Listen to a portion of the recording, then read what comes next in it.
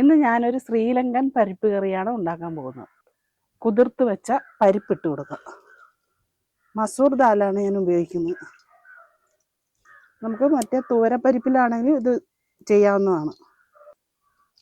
ആവശ്യത്തിനുള്ള വെള്ളം ഒഴിച്ചു കൊടുക്കുക.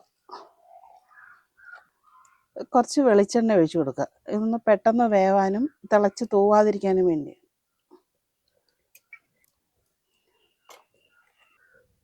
ഒന്ന് അടച്ചു വെക്കാം.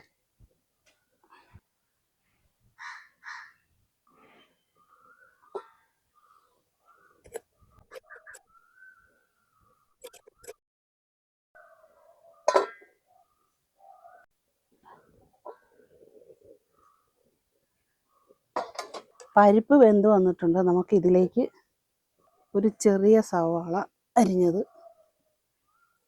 ഒരു പച്ചമുളക്, കുറച്ച് വെളുത്തുള്ളി,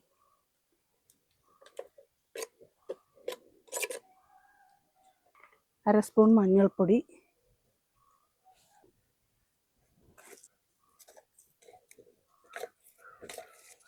ഒരു സ്പൂൺ മുളക് പൊടി,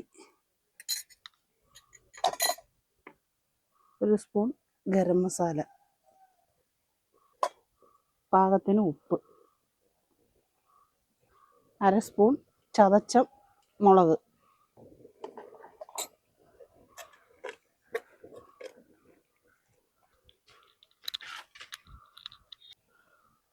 ഒരു നുള്ളു ഉലുവയും കൂടെ ഇട്ട് കൊടുക്കാം.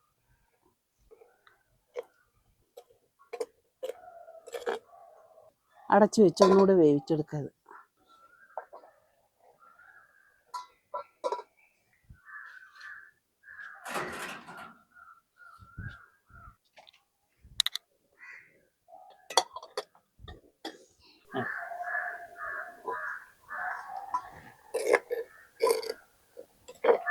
പരിപ്പ് നന്നായിട്ട് വെന്ത് വന്നിട്ടുണ്ട്.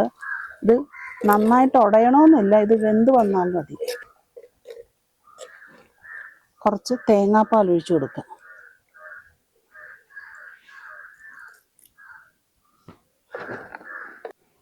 പാലൊഴിച്ചതിന് ശേഷം ഇതൊന്ന് ചൂടായാൽ മാത്രം മതി. ഈ കറിക്ക് നമ്മുടെ പരിപ്പ് കറിയേക്കാൾ കൂടുതൽ എരിവുണ്ടായിരിക്കും. ചതച്ച മുളകും മുളക് പൊടിയും പച്ചമുളകും എല്ലാം ചേർത്തുകൊണ്ട്. ഇത് കറി റെഡി ആയിട്ടുണ്ട്. നമുക്കിതൊന്ന് അടുപ്പിൽ നിന്ന് മാറ്റാം.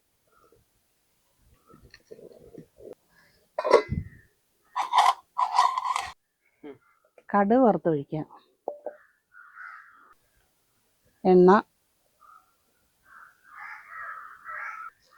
കടുക്, ചെറിയ ഉള്ളി അരിഞ്ഞത്, വെളുത്തുള്ളി, 2 വറ്റൽ മുളക്,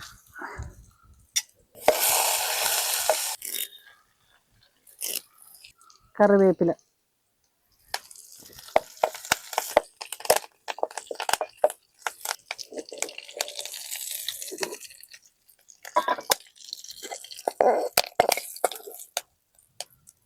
ഉലകത്തിൽ ഒരേയൊരു സ്വർഗം, അമ്മയുണ്ടാക്കിയ വീട്ടിലെ ഭക്ഷണം. Kerala food market, Kerala food market, Kerala food market Kalpetta. പുതുതാകുന്ന രുചിയും പുതുതാകുന്ന